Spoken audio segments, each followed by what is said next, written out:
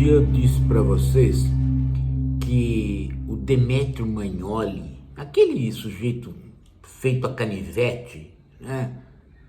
Aquele olhar meio... o cara feito a canivete, é feio para diabo, né?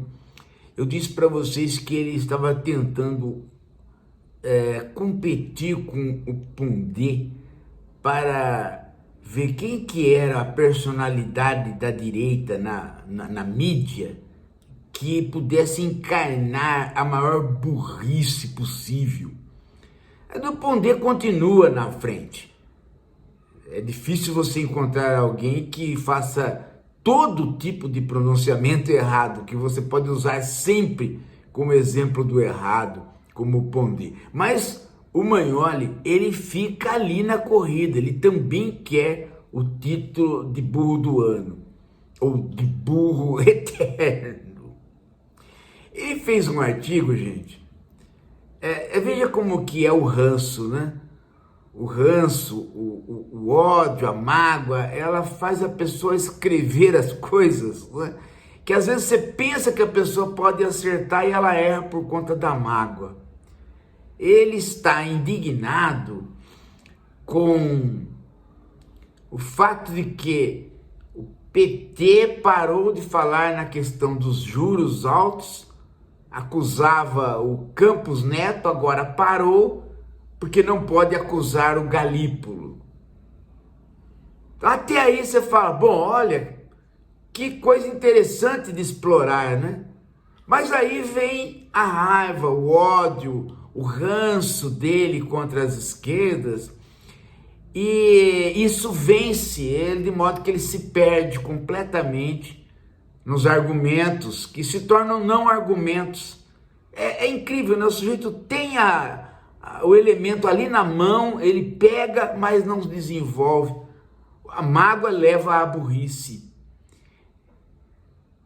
Vejam só, eles não conseguem entender que o Banco Central já havia mudado e estava mudando seus procedimentos para tornar as suas decisões internas cada vez mais colegiadas, de modo que o presidente do Banco Central ia ter menos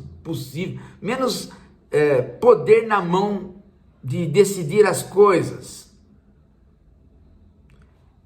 Segundo, ele não explica o porquê é que o Galípolo está aí com juros altos. Ele simplesmente diz, esta é a política ortodoxa, entra um ou sai um, é a mesma. E aquilo era balela do PT. Não, não é que é a mesma. É que a política econômica, ela não é feita pelo Banco Central. A política econômica, se é que é para dizer sobre ministérios, ela é feita, no mínimo, por 2 ministérios. Ou, digamos assim, no mínimo mesmo, por 3. Ela tem que ter o Ministério da Fazenda, o Ministério do Planejamento e o Banco Central alinhados. O que o Banco Central faz é política monetária. É incrível ele não entender isso. Deixa eu explicar, assim, trocar em miúdos para nós aqui, né? A moeda, o valor da moeda é alguma coisa que tem a ver com o Banco Central. Mas não é isso que decide inflação, isso só decide inflação na cabeça dos conservadores ou na cabeça dos progressistas, quando os progressistas não querem olhar para as reais causas da inflação. Então vamos combater a inflação? Vamos, através do quê? Só do Banco Central. Não pode. Política de inflação tem que ser alguma coisa que é um projeto do planejamento, da fazenda e do Banco Central. Por quê? Porque é o planejamento e é a fazenda que podem fazer políticas para diminuir o custo da produção. E é a fazenda que tem que fazer políticas para arrecadação, para o fisco, para ampliar a possibilidade de ter na mão recursos. Aí a política monetária pode atuar, que é a nominação dos valores. Quando só sobra a política monetária, aí todo mundo acredita que é subindo os juros ou baixando os juros que se controla a inflação. E aí aparece aquele problema insolúvel, né? Ué, tem que desaquecer a economia para baixar a inflação. Mas desaquecer a economia é diminuir consumo. Então, para que adianta baixar a inflação se já diminuiu o consumo? Não é importante fazer com que as pessoas consumam? Então, esta é uma incógnita. Por que é uma incógnita? Porque está só fixo na questão monetária. O Brasil precisa de uma política de planejamento e uma política de fisco. O planejamento diz as obras públicas e as obras públicas e privadas tem que ser aqui, aqui, aqui, acolá. E o fisco, a fazenda diz, olha, nós temos que olhar, veja só, nós temos que arrecadar e ao mesmo tempo nós temos que bolar uma estrutura de menos custos para a produção. Nessa hora, o mínimo começa a querer ser mais.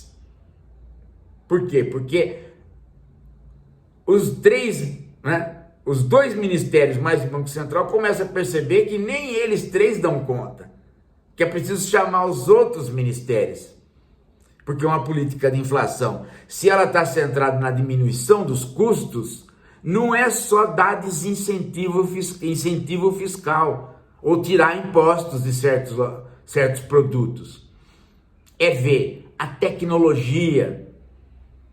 Então entra o Ministério da Educação, é ver as possibilidades de produção, entra a reforma agrária, então, portanto, entra o Ministério de Minas e Energia e o da Agricultura, e não, é os dois, né? Então, aí, né, vai se chamar o Ministério dos Transportes também, que também o transporte afeta os custos de produção. Quando você acorda, você viu que você teve que envolver todo o governo e numa harmonia para diminuir custos e garantir que a inflação não fique nas mãos só de subir ou não subir juros, ou seja, só nas mãos do Banco Central. Então, é isso. Então, não é a questão de, só existe a ortodoxia. Não, existem outras políticas, mas elas dependem de uma organização. E aí, por que é que não se faz? Aí entra a vertente autoritária do Demetrio Magnoli, ou de outros articulistas da Folha. Eles acham que tem que fazer certas coisas, mas eles não percebem que para fazer certas coisas, para um governo que é uma frente atuar conjuntamente, não é fácil. Não é fácil. Simplesmente você tem tantos interesses divergentes numa democracia, quando ela monta um governo assim, que você passa a maior parte do tempo tentando simplesmente fazer com que o ministério funcione na parte burocrática. Agora, fazer políticas afinadas, meu Deus do céu, é um sacrifício. É um sacrifício. Veja que a reforma agrária no Brasil e a relação do governo com o MST é péssima. É péssima. Se você entender que o Lula apoia o MST, se você entender que o governo é um governo, né, de maioria do PT, ou quase, né, a relação é péssima, não se faz a reforma agrária.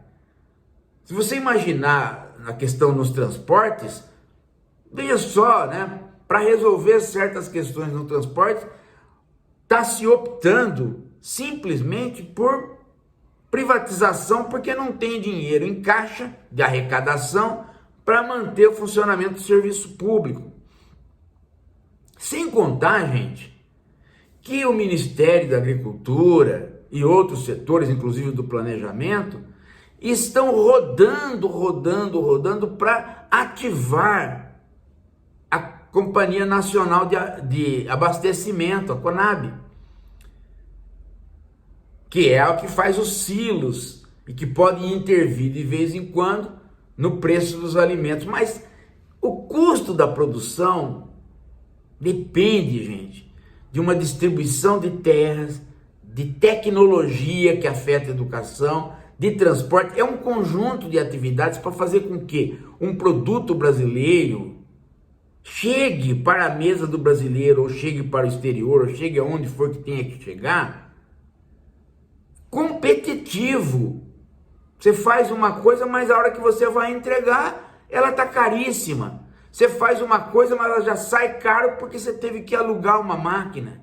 Você faz uma coisa, ela já sai caro porque não só o transporte, mas o aluguel da máquina são caros, mas uma peça que você precisa para introduzir naquele seu produto é importada e é cara. Então você tem uma série de entraves na produção do país, principalmente na produção industrial. Então, para reindustrializar o país, meu Deus do céu, para começo de conversa, você tem um elemento exterior ao governo, que é a própria Fiesp, que está dominada por aquelas pessoas que não têm mais indústria, que são só aplicadores financeiros. Então é outra dificuldade. Bem, esta é uma parte que o Demetrio Margnoli não entende, os brasileiros precisam entender, nós precisamos entender, para perceber que não, a governança do país não é fácil. Não é fácil. Bom, segundo, a questão do próprio mercado. Demetrio Margnoli, depois que acusa o PT de ter feito bravatas, se volta e diz, bom, o PT devia ter entendido que só existe a ortodoxia ali e acabou. Segundo, tem que ver que mercado não é de direita nem de esquerda, portanto não era o vilão da história. Não, mercado financeiro, ele é de direita sim. Não porque as pessoas precisem fazer proselitismo de candidatos de direita. Não porque as pessoas precisem dizer qual a opção dos investidores, se é direita ou esquerda, mas simplesmente pela instituição mercado.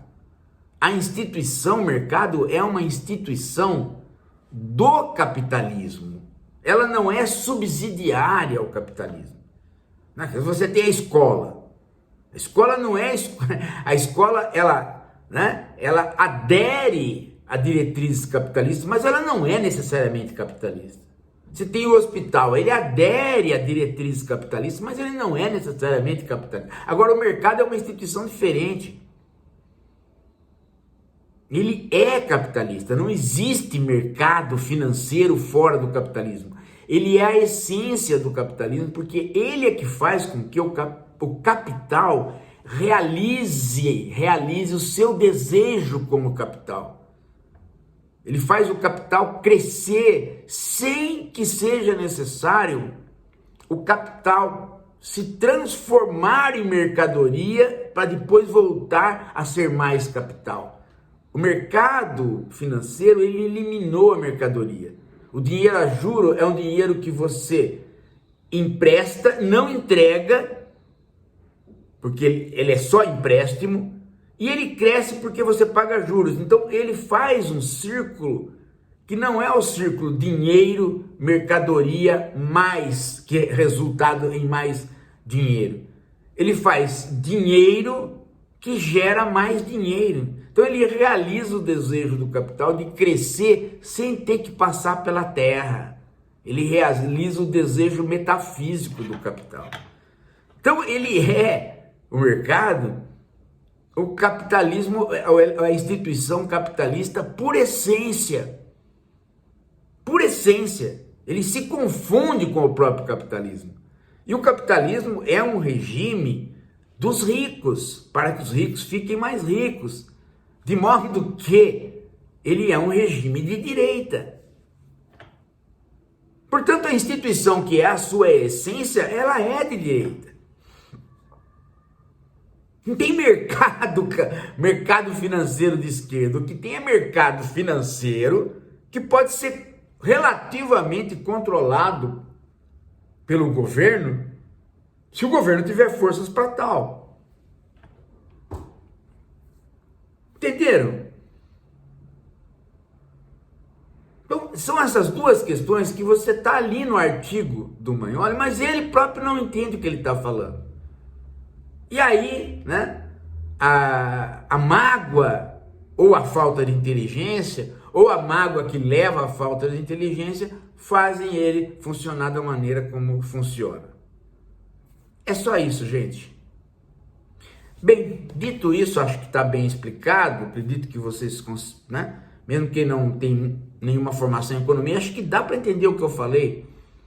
Então eu peço para vocês o like e a inscrição no canal.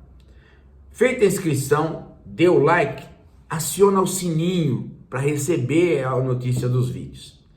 E eu preciso de vocês do comentário, gente. Comentário é que faz com que a gente crie a esquerda flexível. A gente fica sabendo o que vocês estão pensando, né? E cria o engajamento no canal. Outra coisa, o nosso canal, gente, ele é feito de gente, de pessoas reais. Ele não é, o cara, teve 80 mil vistas. Não, você teve a Fazendinha. Eles compram vistas ou participam de conglomerados de canais, ou participam de conglomerados de canais que são apoiados por empresas. Então é uma base falsa, não mobiliza ninguém e não deixa nenhuma teoria para ser absorvido. O nosso canal não, o nosso canal é teórico, ele tem uma linha, ele constrói o pensamento para vocês. Ele constrói o pensamento para vocês porque ele é uma construção do pensamento nosso coletivo.